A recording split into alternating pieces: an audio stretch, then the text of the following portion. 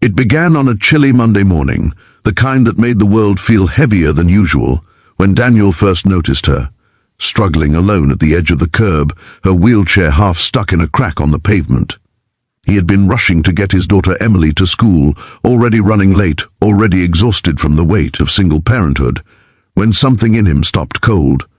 Maybe it was the fear in the woman's eyes as she tried to free the wheel. Maybe it was the way Emily tugged at his sleeve as if to say, "Dad, help her." Or maybe it was the simple truth that life had taught him: no one survives without kindness. If you believe in compassion, second chances, and doing good even when no one is watching, make sure to like, comment, share, and subscribe to the channel. It truly helps stories like this reach more hearts. That morning, Daniel helped her without thinking, gently lifting the chair and guiding her across the street toward the nearby pharmacy. Her hands trembled slightly, and she thanked him with a smile that tried to hide how much she struggled to stay strong. She never offered more than a soft thank you, never explained, and he never asked. There was no need. He could see enough in her eyes. Pain, resilience, and the kind of loneliness only people who've lost something deeply important ever carry.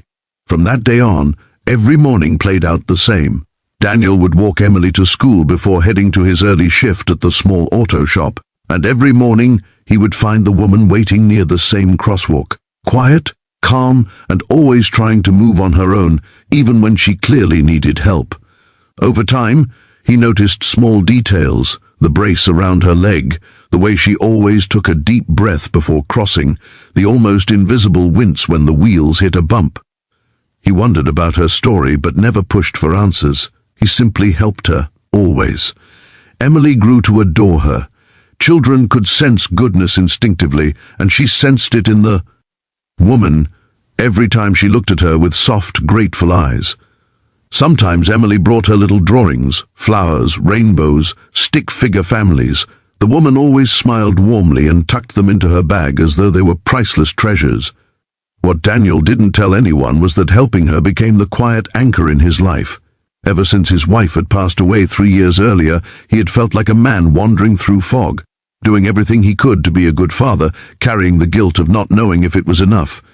Each morning he woke up dreading the same thoughts, the same ache, the same fear of failing Emily. But when he helped the woman, he felt useful again. He felt human again, as though kindness was stitching back together the parts of him that grief had torn apart. One morning, the woman wasn't at the curb. Daniel waited. Emily waited. 5 minutes passed, then 10. A low, cold worry crawled over him. She had never missed a morning, not once. He almost turned back, trying to scan the sidewalks, when suddenly he saw her emerging from behind the pharmacy, her movements slower, her breathing strained. She seemed weaker than usual, and for the first time he noticed a tremor running through her hands that she attempted to hide.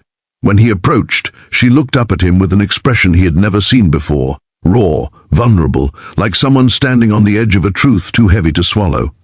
That day, she accepted his help more quietly, more gratefully, and while he guided her across the street, he noticed a small envelope tucked into her lap, sealed and slightly crumpled, as if she had clenched it many times.